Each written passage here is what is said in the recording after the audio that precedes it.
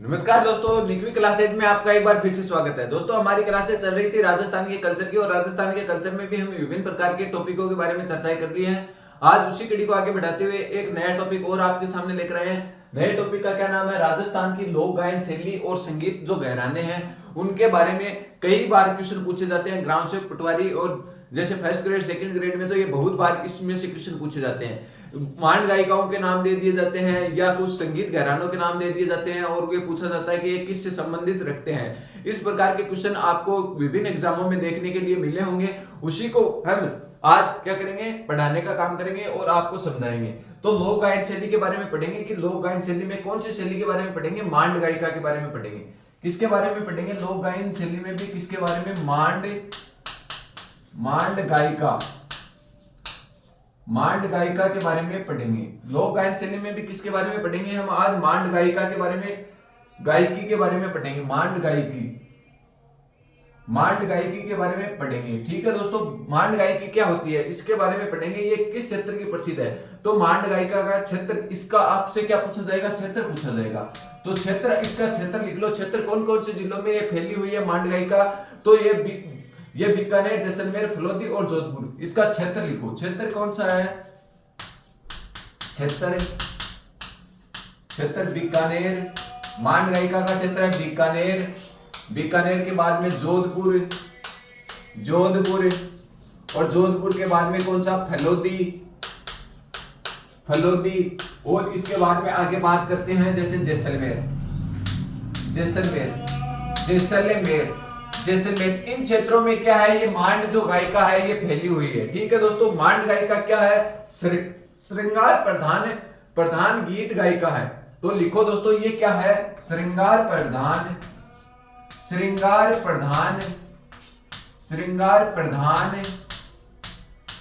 गीत गायिका है।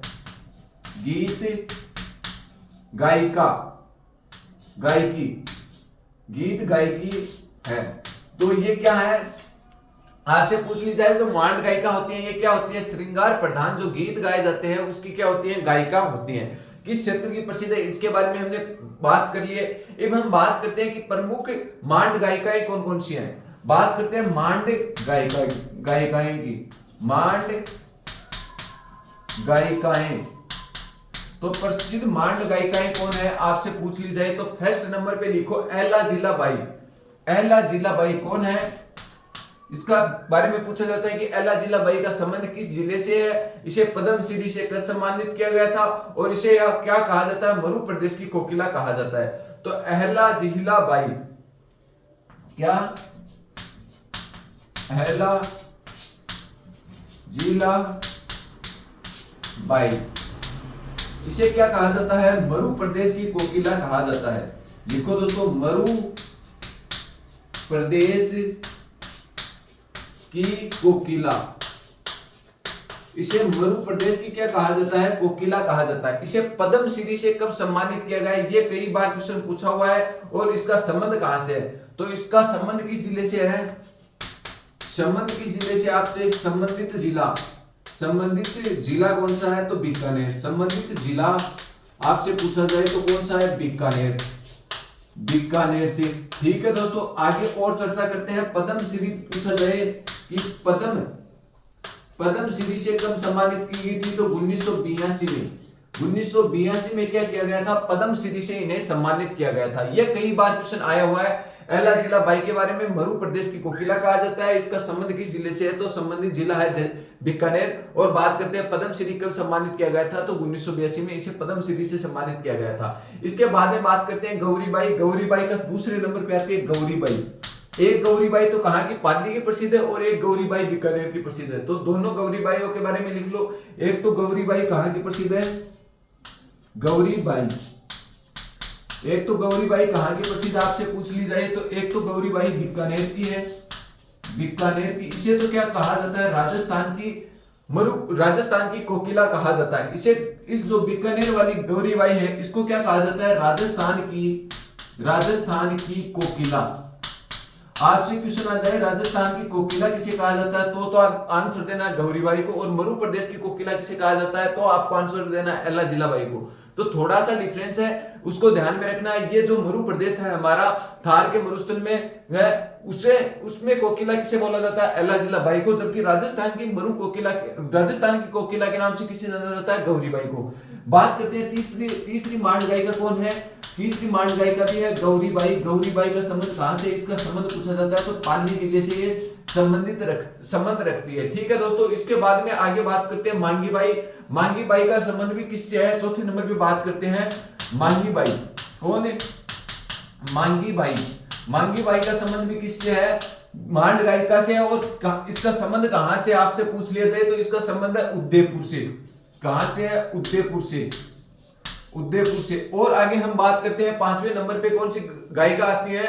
तो आती है जिल्ला बानो। जिल्ला बानो कौन सी? 5वें नंबर पे आती है जल्लो बानो। जल्लो बानो। बानो, इसका संबंध किससे है? इसका संबंध भी जिला बानो का संबंध भी आपसे पूछा जाता है कि किससे है? जिला बानो है दोस्तों। जल्लो बानो नहीं, जिला बानो। जिला बानो का संबंध किससे है? किस जिले से? ये कई बार पूछा हुआ क्वेश्चन है, तो इसका संबंध जोधपुर जिले से है। जबकि एक पूछा जाता है बन्नो बेगम। बन्नो बेगम का संबंध छठे नंबर पे आता है बन्नो बेगम। छठे नंबर पर कौन आता है? बन्नो बेगम। बन्नो बेगम। बन्नो बेगम का संबंध आपसे पूछ लिया जाए तो इसका संबंध तो है जयपुर से। जयपुर से। और आपसे पूछ लिया जाए जिला बानो। जिला बानो का संबंध कहां से है? तो जोधपुर से। ये कई बार जो क्वेश्चन है, ये पूछे हुए क्वेश्चन है, उनके बारे में मैं चर्चा कर रहा हूं। ये जिला जो बानो है, इनके बारे में तो बहुत बार क्वेश्चन पूछा हुआ है। इसका संबंध किस जिले से है और ये क्या है? मांड गायिका है। आपसे क्वेश्चन इस प्रकार भी आ सकता है, जिला बानो का संबंध है मांड गायिका से। ठीक है दोस्तों, आपसे क्वेश्चन इस प्रकार से आ सकता है, बन्नो बानो का संबंध किससे है? मांड गायिका से। आपसे यह भी पूछा जा सकता है कि जिलो बन्नो मांड गायिका का संबंध किस जिले से है? जिला भी आपसे पूछा जा सकता है। इसीलिए मैं आपको ये नोट करवा रहा हूं साथ साथ, ताकि आप इसे याद रख सको। क्योंकि इसमें ऑप्शन किस किस प्रकार से मिलेंगे, जैसे आपको नाम दे दिया जाएगा बन्नो बेगम का संबंध है, इसमें एक ऑप्शन हो गया मांड गायिका, दूसरा हो गया मंगनियार गायिका, तीसरा होगा लहंगा गायिका और चौथा हो गया तालबंदी गायिका। इस प्रकार से आपको ऑप्शन मिलेंगे, उसमें आपको बहुत ज्यादा कंफ्यूजन हो जाएगा। इसीलिए आपको ये याद रखना बहुत जरूरी है। तो हमने क्या पढ़ा है इस स्लाइड में? इस स्लाइड के बारे में चर्चा करते हैं। लोक गायन शैली पढ़ रहे थे। लोक गायन शैली में पहली शैली पढ़ी है मांड गायिका। मांड गायिका का संबंध किस क्षेत्र से? क्षेत्र के संबंध में बारे में बात करें तो बीकानेर, जोधपुर, फलोदी और जैसलमेर। बीकानेर, जोधपुर, फलोदी और जैसलमेर संबंध में क्या रखती है? ये संबंध रखती है। ये किस प्रकार की मांड गायिका है? श्रृंगार प्रधान गीत गाने का काम करती है। ठीक है दोस्तों, बात करते हैं एला जिलाबाई। एला जिलाबाई का संबंध किस जिले से है? तो एला जिलाबाई का संबंध बीकानेर जिले से है। और इसे क्या बोला जाता है? मरु प्रदेश की कोकिला के नाम से इसे जाना जाता है। 1982 में इसे क्या दिया गया था? पद्मश्री से सम्मानित किया गया था। ठीक है दोस्तों, इसके बाद में आगे बात करते हैं किसके बारे में? गौरी बाई के बारे में। गौरी बाई बीकानेर से संबंधित रखती है। और गौरी बाई को क्या बोला जाता है? जो बीकानेर से संबंध रखती है उसे बोला जाता है राजस्थान की कोकिला के नाम से इसे जाना जाता है। इसके बाद में बात करते हैं एक गौरी बाई कहां की प्रसिद्ध है? तो पाली की प्रसिद्ध है। इसके बाद में मांगी बाई की बात करें, मांगी बाई उदयपुर की प्रसिद्ध है, प्रसिद्ध मांड गायिका है। ये याद रखना है, क्या है? मांड गायिका है। ठीक है दोस्तों, इसके बाद में बात करते हैं जिला बानो। जिला बानो का संबंध किससे है? जिला बानो का संबंध जोधपुर से है। जबकि बन्नो बेगम का संबंध भी कहां से है? जयपुर से है। और ये सभी जो गायिकाएं मैंने नाम लिए हैं, जैसे एला जिलाबाई है, जिल्लो बानो है, या बन्नो बेगम है, या गौरी बाई है, या मांगी बाई है, इनका सभी का संबंध किससे है? मांड गायिका से है। ये तो आपको याद रखना बहुत ही अति आवश्यक है। ठीक है, तो दोस्तों एक बार आप इसका स्क्रीनशॉट ले, फिर हम और इसी प्रकार से आगे इस स्टडी को बढ़ाते हैं। दोस्तों आगे बात करते हैं मंगनियार गायिका। मंगनियार गायिका का संबंध के बारे में बात करेंगे। हमने पहले किसके बारे में पढ़ा है? हमने जो मांड गायिका उनके बारे में पढ़ा। अब हम पढ़ेंगे मंगनियार गायिका। मंगनियार गायिका कौन कौन हुए हैं उनके बारे में हम चर्चा करेंगे। इसका संबंध कहां से है? तो बात करते हैं मंगनियार का संबंध है बाड़मेर से। कहां से? बाड़मेर से संबंधित रखते हैं। उसका भी हमने जैसे क्षेत्र पढ़ा था, इनका क्षेत्र कौन सा आपसे पूछा जाएगा डायरेक्ट। मंगनियार गायिका का संबंध है तो कहां से है? बाड़मेर से संबंधित है। एक प्रसिद्ध बात करते हैं सदीक खां। एक नाम आता आपके सामने, कई बार पूछा हुआ है, सदीक खां। सदीक खां, मैं डायरेक्ट बात करता हूं सदीक खां की। सदीक खां क्या है? इसे क्या बोला जाता है? तो इसे प्रसिद्ध खड़ताल वादक बोला जाता है। ये क्या है? प्रसिद्ध खड़ताल वादक। खड़ताल वादक, तो ये आपसे क्वेश्चन डायरेक्ट पूछा जाता है, प्रसिद्ध खड़ताल वादक, राजस्थान के प्रसिद्ध खड़ताल वादक कौन है? तो सदीक खां है। इसी प्रकार से आपसे पूछा जाता है कमल साकर खान किसके वादक से प्रसिद्ध है? कमल साकर खान। कमल साकर खान का संबंध किससे है? तो आपसे पूछा जाए तो कामयाचा जो वाद्य यंत्र है, कामयाचा वाद्य यंत्र के लिए प्रसिद्ध है। तो कामयाचा वाद्य यंत्र के लिए प्रसिद्ध है। तो प्रसिद्ध कामयाचा वाद्य यंत्र के लिए कौन प्रसिद्ध है? तो कमल साकर खान क्या है? प्रसिद्ध कामयाचा वाद्य यंत्र के लिए प्रसिद्ध माने जाते हैं। ठीक है दोस्तों, इसके बाद में आगे बात करते हैं रुक्मा मंगड़ियार। ये विकलांग क्या थे? गायिका थे, बाड़मेर से संबंधित रखते थे। रुक्मा मंगड़ियार, ये लिखो दोस्तों, ये आपके लिए मोस्ट होने वाला है। रुक्मा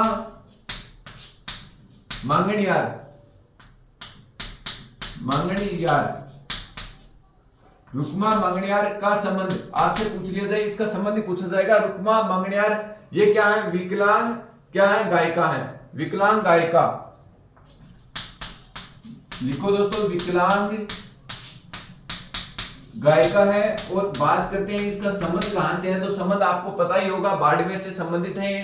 कहां से? बाड़मेर से। ये थे प्रसिद्ध तीन नाम लिखा है मैंने, ये मंगड़ियार जनजाति से संबंधित, मंगड़ियार जो गायिका है उससे संबंधित थे। ठीक है दोस्तों, आगे बात करते हैं लहंगा गायिका कहां की प्रसिद्ध है? आपसे पूछा जाए लहंगा गायिका, क्वेश्चन आ जाए लहंगा गायकी कहां की प्रसिद्ध है? गायकी प्रसिद्ध है। तो ये भी आपसे कई बार ये क्वेश्चन एग्जाम में आया हुआ क्वेश्चन है। बात करते हैं ये कहां के प्रसिद्ध है? तो ये बाड़मेर के प्रसिद्ध है। लहंगा गायिका कहां की प्रसिद्ध है? तो लहंगा गायिका कहां की प्रसिद्ध आपसे पूछ लिया जाए तो ये भी बाड़मेर की प्रसिद्ध है। आगे बात करते हैं तालबंदी गायिका कहां की प्रसिद्ध है? ये भी कई बार क्वेश्चन पूछा हुआ है। कौन सा? तालबंदी गायकी कहां की प्रसिद्ध है? आपसे पूछा जाए तो सवाई माधोपुर की ये क्या है? प्रसिद्ध है। संगीत का दंगल भी इसे बोला जाता है। तो ये कहां की प्रसिद्ध है? सवाई माधोपुर की तो ये प्रसिद्ध है। ठीक है दोस्तों, इसे क्या बोला जाता है? यहीं पे लिखो, इसे संगीत का दंगल कहते हैं। इसे संगीत का दंगल कहते हैं। तो ये क्वेश्चन पूछा हुआ है, संगीत का दंगल किसे कहा जाता है? तो तालबंदी गायिका को क्या कहा जाता है? संगीत का दंगल कहा जाता है। ठीक है दोस्तों, तो हमने इस स्लाइड में किसके बारे में चर्चा की है? हमने इस स्लाइड में 3 जो गायिका हैं उनके बारे में चर्चा की है, और उसके बाद में एक स्लाइड और करेंगे, उसके बाद में जो बचा हुआ टॉपिक है वो आगे करेंगे। तो हमने बात किया मंगड़ियार गायिका का संबंध कहां से है? तो बाड़मेर से संबंधित रखती है। इसमें 3 जो प्रमुख नाम थे ये हर एग्जाम में आए हुए हैं, जैसे सदीक खां मंगड़ियार तो बहुत एग्जामों में आया हुआ क्वेश्चन है, ये मुझे बार बार में बताने की आवश्यकता नहीं है, आप जाकर देख सकते हो। विभिन्न प्रकार की परीक्षाएं हुई हैं, उनमें आप देखोगे तो ये नाम आपको सामने आएंगे, और तब आपको पता चलेगा कि सर जो पढ़ा रहे हैं वो सही पढ़ा रहे हैं एकदम बिल्कुल। क्योंकि पेपर में आने वाले क्वेश्चन में डायरेक्ट नोट करवाता हूं, बाकी कचरा में आपको सामने लेकर नहीं आता हूं, इनकी परिभाषा लिखाऊंगा तो क्या फायदा? वो परिभाषाएं आपके एग्जाम में तो आनी है नहीं, तो वो ही मैं करवाता हूं बोर्ड पे, जो आपको डायरेक्ट एग्जाम में पूछी जाती हैं। और आप यदि 20-25 मिनट की क्लासें करवाते हैं, उसमें ध्यान से पढ़ोगे ना तो आपको राजस्थान जीके ऐसे लगने लग जाएगा कि राजस्थान जीके तो बहुत छोटा है। अभी ये हम देख रहे हैं कि राजस्थान की इतनी मोटी किताबें आती है, क्यों पढ़े वो परिभाषा? डायरेक्ट पढ़ो ना, डायरेक्ट पढ़ो, वहीं से क्वेश्चन आ रहे हैं। जैसे आपसे पूछा जाएगा सदीक खां मंगड़ियार का संबंध किससे है? सदीक खां मंगड़ियार का संबंध है करताल वादक से, सीधा डायरेक्ट क्वेश्चन पूछा जाता है। प्रसिद्ध कामयाचा वाद्य यंत्र कौन बजाते हैं? तो आपको नाम देना है कमल साकर खान। कमल साकर खान क्या है? प्रसिद्ध कामयाचा वाद्य यंत्र बजाने का काम करते हैं। ठीक है दोस्तों, आगे बात करते हैं रुक्मा मंगड़ियार एक क्या थे? विकलांग गायिका थे। ठीक है, इसका संबंध कहां से है? तो आपको संबंध पूछ सकता है, डायरेक्ट बाड़मेर से संबंधित थे। आगे ये क्वेश्चन कई बार पूछा हुआ है, कई बार क्या बहुत बार पूछा हुआ है, सेकंड ग्रेड में आया था इनकी बार कि लहंगा गायिका का प्रसिद्ध है। लहंगा गायिका कहां की प्रसिद्ध है? उसमें ऑप्शन थे मारवाड़ क्षेत्र, बाड़मेर क्षेत्र, बीकानेर क्षेत्र, जैसलमेर क्षेत्र, इस प्रकार से ऑप्शन में थे। तो आपको ये याद रखना है कि लहंगा जो गायिका है ये किस जिले से संबंध रखती है? तो बाड़मेर जिले से संबंध रखती है। ठीक है दोस्तों, उसी प्रकार आपसे पूछा जाता है गायिका कहाँ की प्रसिद्ध है? तो तालबंदी गायिका आपको एक तो डायरेक्ट ये जो सवाई माधोपुर जो नाम है ये आप रट लेना, सवाई माधोपुर की क्या है? तालबंदी गायिका प्रसिद्ध है। ठीक है दोस्तों, इसके बाद में आगे बात करते हैं तालबंदी गायिका को क्या बोला जाता है? इसे संगीत का दंगल भी कहा जाता है। किसे कहा जाता है संगीत का दंगल? आपसे क्वेश्चन पूछेगा संगीत का दंगल किसे कहा जाता है, तो तालबंदी गायिका को। तालबंदी गायिका कहाँ की प्रसिद्ध है? तो सवाई माधोपुर की प्रसिद्ध है। बस इतना ही आपको याद करना है, इसके बाद में तो ये लोक गायन शैली आपको कंप्लीट हो जाएगी। तो एक बार आप इसका स्क्रीनशॉट ले, फिर हम जो बचा हुआ टॉपिक है उसको आगे और बढ़ाने का काम करते हैं। ठीक है दोस्तों,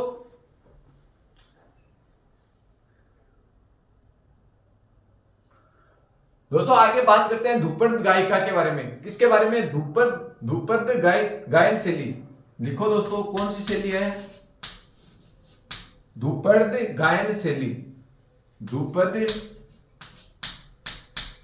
गायन शैली, ध्रुपद गायन शैली, इनके बारे में हम चर्चा करते हैं। ध्रुपद जो गायन जो शैली है, ध्रुपद गायन शैली किससे संबंधित है इसके बारे में चर्चा करते हैं। इसका जनक किसे माना जाता है? ग्वालियर के मान सिंह तोमर को क्या माना जाता है? इसका जनक माना जाता है। तो आपसे पूछा जाएगा इस शैली के जनक कौन है? तो इसके जनक कौन है? तो ग्वालियर के मान सिंह तोमर। आप लिखो इसके जनक कौन है? ग्वालियर के मान सिंह तोमर। ग्वालियर के जो मान सिंह जो तोमर है वो किस गायन शैली के जनक माने जाते हैं? तो ध्रुपद गायन शैली के। ये कई बार क्वेश्चन पूछा हुआ क्वेश्चन है। देखो मैं आपको बता दिया ना, अलग अलग क्वेश्चन नहीं करवाता हूं, कचरा नहीं लिखवाता हूं। ध्रुपद गायन शैली का जनक पूछा जा सकता है कि आपको कौन है? तो ग्वालियर के मान सिंह तोमर है। ठीक है दोस्तों, इसके बाद में हम बात करते हैं यह राज्य की एकमात्र ध्रुपद गायिका, राजस्थान में एकमात्र ध्रुपद गायिका कौन है उसके बारे में एक क्वेश्चन आ सकता है। तो राज्य की एकमात्र ध्रुपद गायिका है मधु भट्ट तेलंग। तो लिखो दोस्तों, राज्य की एकमात्र ध्रुपद गायिका, क्या एकमात्र ध्रुपद गायिका कौन है? तो राज्य की एकमात्र ध्रुपद गायकी और कौन है वो मैंने नाम बता दिया आपको, कौन है ध्रुपद गायकी। तो आपसे पूछा जाए मधु भट्ट तेलंग, कौन है? मधु भट्ट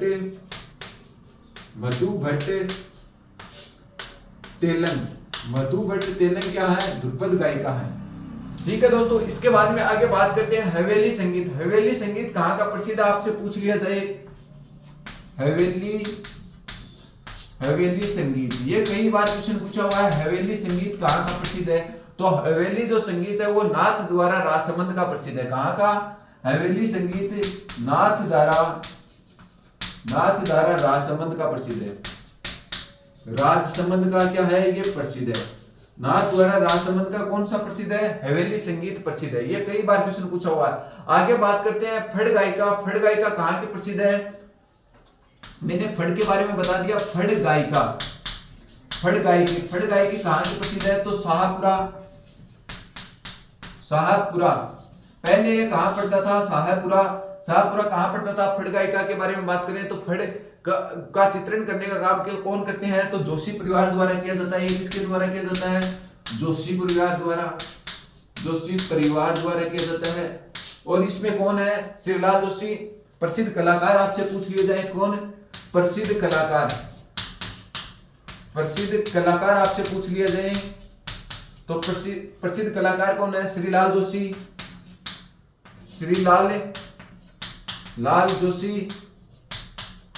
पार्वती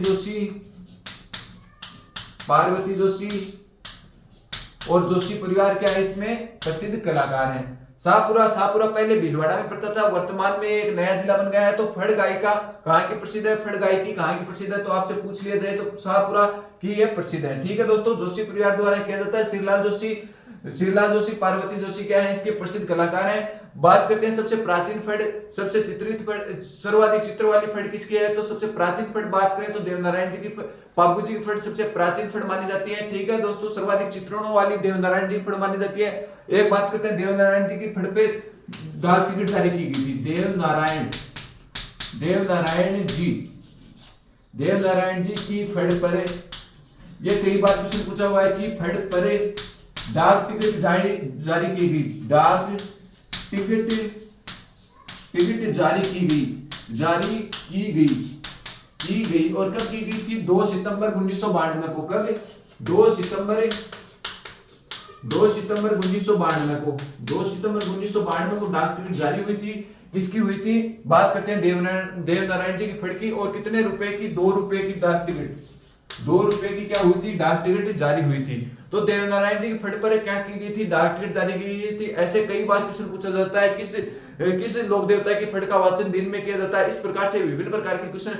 और किस फड़ का वाचन बिना किसी वाद्य यंत्र के साथ किया जाता है, जैसे भैंसासुर की फड़ है, रामदल्ला व कृष्णदल्ला की फड़ का वाचन कब किया जाता है। इस प्रकार से विभिन्न प्रकार के क्वेश्चन पूछे हुए हैं। ये हमने जो फड़, जो चित्रकला है उसके बारे में हमने जो पढ़ा था उसमें पढ़ लिया है, तो इसकी बार बार में हमें आवश्यकता नहीं है। और फिर हम जो लोक देवता पढ़ेंगे उसके बाद उसमें भी हम चर्चा करेंगे कि किस लोक देवता की फड़ कब इसका वाचन किया जाता है, ठीक है। और जो फड़ होती है इसके कपड़े को क्या किया जाता है? दफनाया, मतलब जलाया नहीं जाता है, इसको क्या किया जाता है? नदी में बहा दिया जाता है, ठीक है दोस्तों।